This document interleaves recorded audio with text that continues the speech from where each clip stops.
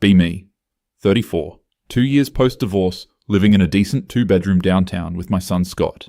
Raised him to question everything, to see people as equals, to understand that relationships are about genuine connection, not societal checkboxes. Always been upfront with him about how the world works. Age appropriately, of course. Taught him that some families have 2 moms, some have 2 dads, some have 1 parent, some have grandparents raising kids. Explained divorce to him as, sometimes people grow in different directions and that's okay. He seemed to get it, nodded solemnly, asked if he did something wrong. Broke my heart, but we worked through it. His dad and I co-parent decently enough, every other weekend and Wednesdays. Anyway, after the divorce I made a decision. Wasn't going to fall into the trap of desperately seeking another husband like I was incomplete without one. My mother did that, married 3 times, each one supposedly the one. Watched her shrink herself, adjust her opinions, pretend to like golf and fishing and whatever hobby the current husband had. Told myself I'd be different.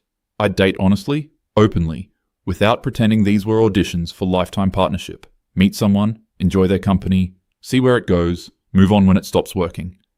No forcing something that isn't there just because society says a woman my age should be settling down again. Started seeing Daniel about 6 months after the divorce was final. Met him at a work thing, he was opposing counsel. We grabbed drinks after a settlement conference. Nice enough guy, worked in tax law, had this laugh that was genuinely infectious. Saw him for maybe 5 weeks, brought him by the apartment a few times. He'd play video games with Scott, seemed chill. But then he started doing this thing where he'd text me every hour asking what I was up to. Not in a sweet way, in a I need constant validation way. And he kept talking about his ex-wife in this bitter tone that made me realize he hadn't actually processed that divorce at all. So I ended it. Clean break, no hard feelings. Then there was Paul, met him at my gym. He lasted about 6 weeks. Ended because he kept pushing for me to meet his parents. Dude, we've been seeing each other for a month and a half. I'm not doing the parent meet cute. That's the kind of relationship escalator bullshit I was actively trying to avoid. After Paul came Scott, different Scott. I called him Mark to avoid confusion. He was around for 3 months actually, longest one. Worked in software, had interesting thoughts about AI ethics, good in bed. But he wanted me to come to his company retreat, meet his co-workers, integrate into his life. Started feeling like he was trying to wife me up without actually asking. So that ended too. Then James, then Robert, then this guy whose name I honestly can't remember because we only saw each other twice before I realized he was boring as heck. Currently seeing someone named Alex. Throughout all this, I've been honest with Scott. When he asks, "Is that your boyfriend?" I say, "Yes, we're dating." When he asks, "Do you love him?" I say, "I like spending time with him." Taught him that love is a big word and you shouldn't use it unless you mean it. Thought I was modeling healthy relationship behavior honestly, showing him that you can enjoy someone's company without pretending they're your soulmate. That women don't need to be partnered to be complete. That casual dating is a valid choice. So it's a random Tuesday evening, I just got home from the office around 7. Scott is finishing homework at the kitchen table. I'm unpacking Thai takeout because forget cooking tonight. Alex is supposed to come over around 8, probably spend the night. Scott has met him twice now, once last week and once over the weekend. I'm plating pad thai when Scott looks up from his math worksheet. "Mom, why do you have a different boyfriend every month?" Freeze mid-scoop. He's not asking it meanly, just genuinely curious. The way he asks why the sky is blue or how planes fly. And why do they all come here, like to our apartment? Sit down across from him, slowly. Brain immediately goes into lawyer mode, analyzing the question, looking for the angle. But this isn't a deposition, this is my kid. "Well, honey, I date different people because I'm figuring out what kind of person I connect with best." He nods, seems to accept this, then hits me with the follow-up. "But you always tell me I need to work on my friendships. Like when I didn't want to hang out with Tyler anymore because he was annoying, you said I should try harder and be a good friend." "Oh no." "And you said people who are real friends stick together even when it's hard sometimes." Double no. "So why don't you stick with your boyfriends even when it's hard?" Sit there for a solid 10 seconds with my mouth slightly open like an idiot. The pad thai is getting cold. I can hear the upstairs neighbor's TV through the ceiling. Scott is looking at me with these huge brown eyes, just waiting for an explanation. Because I've always told him I'll answer his questions honestly. It's been a whole thing, me being the mom who doesn't lie to her kid. When he asked where babies come from, I gave him the age-appropriate scientific explanation. When he asked about divorce, I told him the truth about people changing. When he asked why his friend Emma has 2 moms, I explained that love looks different for different people. And now here he is, asking me a completely logical question, and every answer I can think of makes me sound like a complete hypocrite. Sweetie, adult relationships are different from friendships. Even as I say it, I know it's weak. He tilts his head.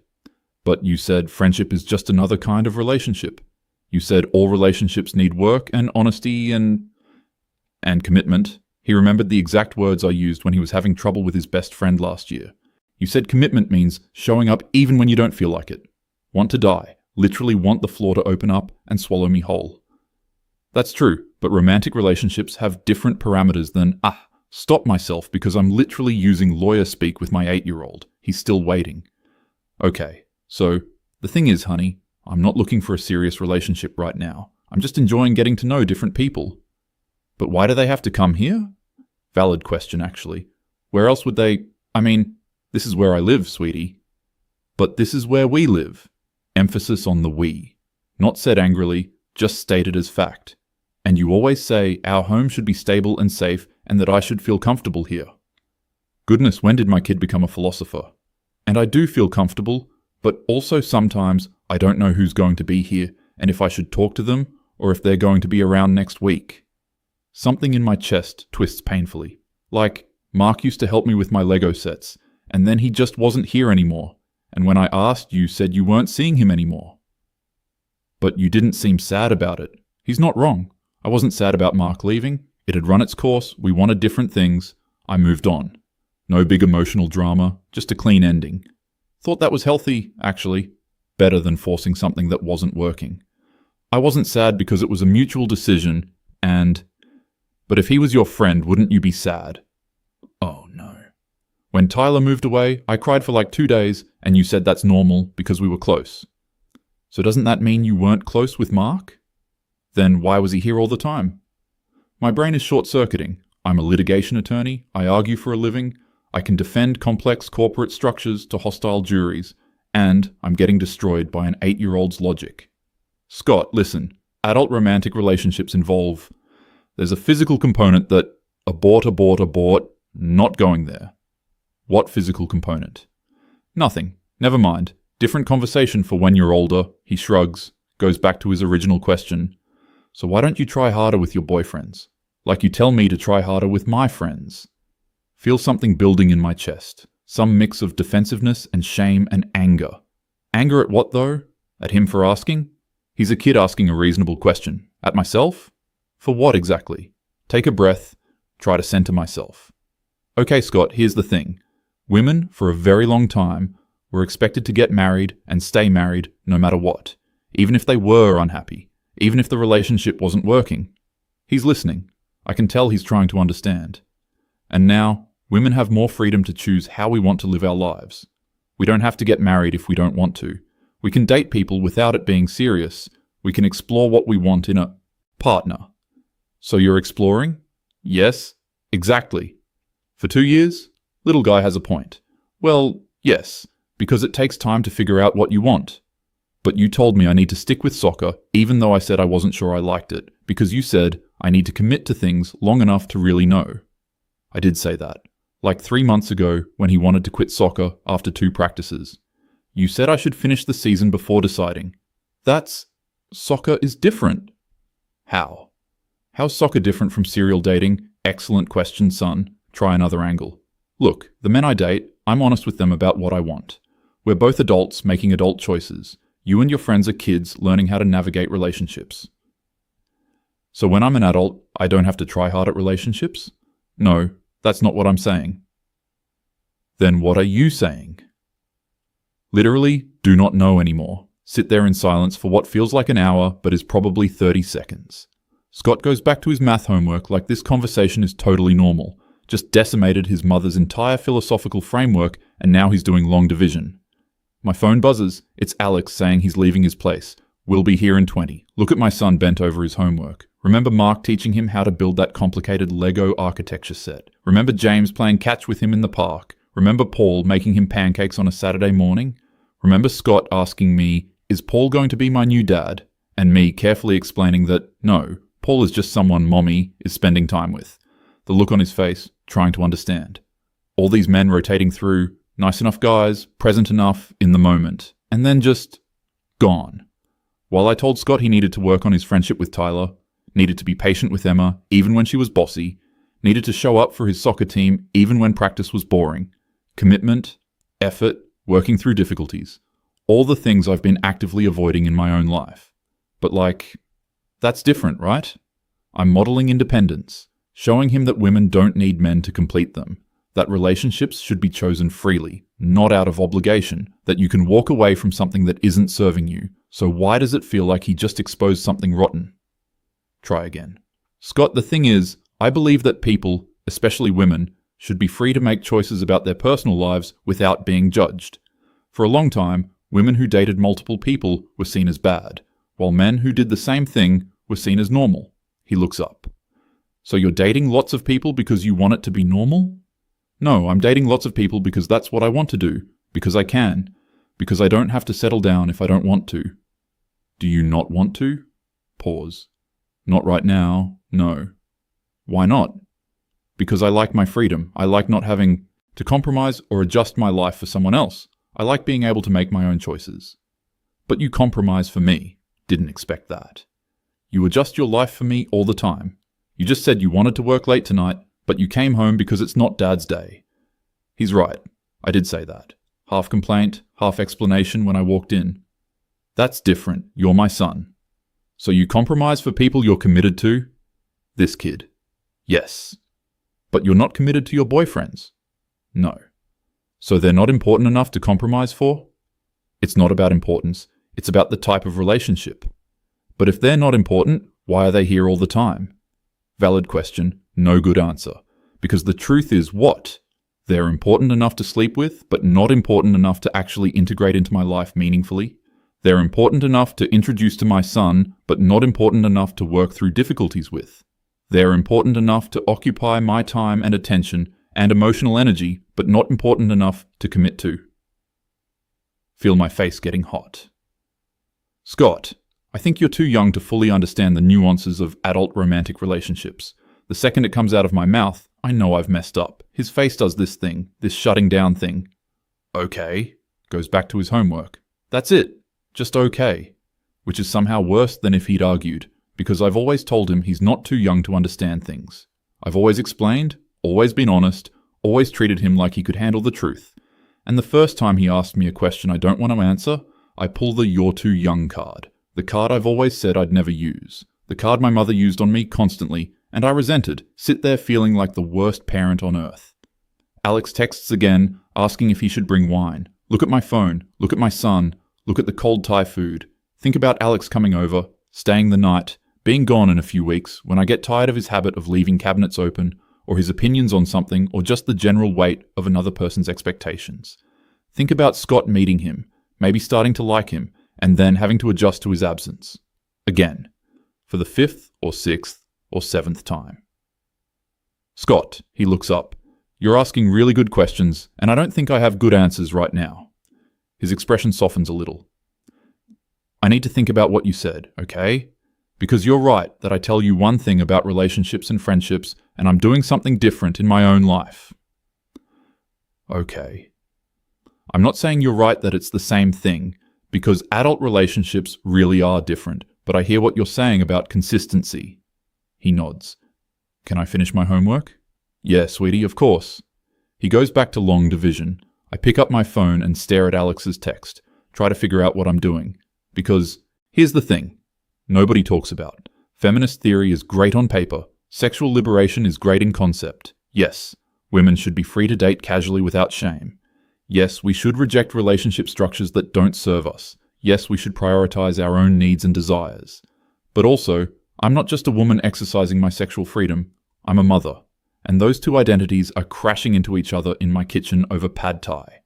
Because I can justify my choices all I want through a feminist lens. I can talk about rejecting patriarchal expectations and refusing to let my worth be defined by my relationship status. I can cite every article about how women don't need to be partnered to be whole. But Scott isn't asking about feminist theory. He's asking why his mother tells him to invest in relationships while actively refusing to invest in her own. And the honest answer, the one I don't want to admit even to myself? Investing in relationships is scary. It means being vulnerable. It means someone could hurt you. It means compromise and sacrifice and the possibility of failure. And I've already failed once, with his dad. Already went through the whole thing of merging lives and building something and having it fall apart. Already did the therapy and the lawyers and the dividing of assets and the custody schedule. So yeah, maybe I've been using sexual liberation as an excuse to avoid actual intimacy. Maybe I've been calling it feminism when really it's just fear. Maybe I've been so focused on not being like my mother, desperately seeking validation through marriage, that I've overcorrected into the opposite extreme. Maybe I'm expecting my 8-year-old to be braver than I am, telling him to work through difficulties in his friendships while I bail at the first sign of effort required, teaching him about commitment while demonstrating its opposite. The thing is, I believe in what I've told him about relationships. I do think commitment matters. I do think working through difficulties is important. I do think stability and consistency and showing up matters. I just haven't been applying it to my own life. Because I've been calling it freedom when maybe it's just avoidance. Calling it independence when maybe it's just isolation. Calling it sexual liberation when maybe it's just emotional unavailability. Text Alex back. Actually, can we rain check? Something came up with Scott, sorry. He responds with a thumbs up and a no worries. Which kind of proves my point, actually. Neither of us is that invested. If I cancelled on someone I actually cared about, I'd feel worse about it. If he actually cared about me, he'd ask if everything is okay. But this is casual, this is easy, this is low stakes. Which is what I wanted, right? Scott finishes his homework and starts packing up his backpack for tomorrow. Is Alex coming over? No, not tonight. Okay. He doesn't seem disappointed or relieved, just neutral. Which maybe says something about how normalized this has become. The rotation of men, the casual nature of it all. He's adapted to it because that's what kids do. But should he have to? Later that night, after he's in bed, I pour myself a glass of wine and sit on the couch. Think about my marriage, why it ended. His dad wasn't a bad person. I wasn't a bad person. We just wanted different things. He wanted traditional partnership, someone to be a team player in his vision of life. I wanted autonomy, independence, room to breathe. Felt suffocated by the expectations, the constant negotiation, the weight of someone else's needs. So we ended it, and I thought, great, now I'm free. Free to live according to my actual values. Free to date without the pressure of it leading somewhere. Free to be a whole person outside of a relationship, and I have been free. But Scott's questions are making me realize that freedom without purpose is just drift. Autonomy without connection is just loneliness. Independence without vulnerability is just a different kind of cage. Not saying I need to get married again. Not saying casual dating is wrong. But maybe I need to examine whether I'm actually living my values or just running from intimacy. Whether I'm modeling healthy independence for my son or just teaching him that people are disposable. Whether my feminism is liberating me or just giving me intellectual cover for emotional cowardice. The worst part is I genuinely don't know. Is it hypocrisy to tell your kid to invest in relationships while keeping your own at arm's length? Or is it just acknowledging that kids need different things than adults? Is it wrong to bring different partners around my son? Or is it healthy to show him that dating is a normal part of adult life? Is my casual dating empowering? Or is it just another way of avoiding the hard work of actual intimacy? Think about calling my therapist, but it's 10 p.m. Think about calling my best friend, but I already know what she'll say. She's been gently suggesting that maybe I'm using feminism as a shield for the past year. I've been dismissing it as internalized misogyny, but maybe she has a point. Maybe I've been so eager to prove I don't need a man that I've closed myself off to actually wanting one. Maybe I've been so focused on not repeating my mother's mistakes that I'm making different mistakes. Maybe the revolution isn't in rejecting commitment, but in choosing it freely, on your own terms, when it's actually right. Sit there on the couch until the wine is gone and I'm no closer to answers. But at least I'm asking the questions now. At least Scott made me look at the gap between what I preach and what I practice. Whether I want to admit it or not, the kid outsmarted me, saw through my rationalizations to the core contradiction, and he did it with complete innocence, just asking honest questions. The questions I've been avoiding asking myself. Don't know what I'm going to do differently. Don't know if I'm ready to actually date. Seriously, or if I need to stop dating entirely for a while. Don't know how to reconcile my feminist beliefs with my parental responsibilities. Don't know how to explain to an 8-year-old that adults are just as confused as kids, we're just better at hiding it. But I do know that I can't keep doing what I've been doing. Can't keep telling Scott that relationships require work while treating mine as disposable. Can't keep bringing men through our home like they're interchangeable. Can't keep calling it liberation when it's starting to feel like running. Lie in bed that night, staring at the ceiling. Think about all the feminist theory I've read, all the arguments I've made about women's sexual freedom. Still believe in it, still think women should be free to date casually, without judgment. But maybe I've been using it as armor. Maybe true liberation isn't in rejecting commitment, but in having the freedom to choose it or not choose it without pressure either way. And maybe I haven't actually been free at all. Maybe I've just been reacting to my marriage, to my mother, to patriarchal expectations. Maybe I've been so busy defining myself in opposition to traditional relationship structures that I haven't figured out what I actually want. Scott's question keeps echoing. Why don't you try harder with your boyfriends? Simple question, devastating answer. Because trying is scary. Because effort implies investment. Because investment implies vulnerability. Because vulnerability implies the possibility of getting hurt. And I've been hurt enough. So I've been keeping it light, keeping it casual, keeping it safe. Calling it feminism. Calling it liberation. Calling it choice. When really it's just fear dressed up in political theory, and my 8-year-old saw through it in 30 seconds. Because kids are honest in a way adults forget how to be. They ask direct questions and expect direct answers. They see contradictions because they haven't learnt to rationalize them yet. They hold you accountable to your own stated values because they don't understand that adults are hypocrites. Scott believed me when I said relationships require work. Believed me when I said commitment matters. Believed me when I said you should try, even when it's hard. And then watched me do the opposite, and asked why.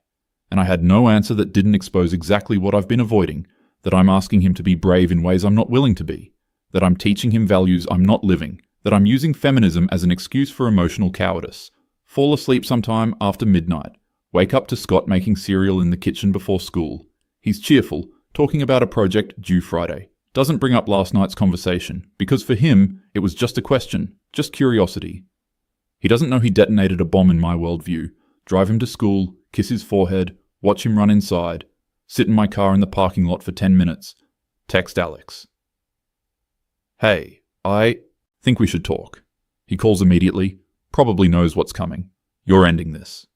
Yeah. Can I ask why? I'm not in the right headspace for dating right now. I need to figure some things out. Fair enough. You take care of yourself. And that's it. Clean break, no drama, exactly what I've been doing for 2 years. Except this time, it feels different. This time, it feels like maybe I'm not running toward liberation. Maybe I'm running from something else. And maybe my son just forced me to stop long enough to figure out what. Don't have answers yet. Don't know what comes next. But at least I'm asking the right questions now, even if it took an 8-year-old to make me see them.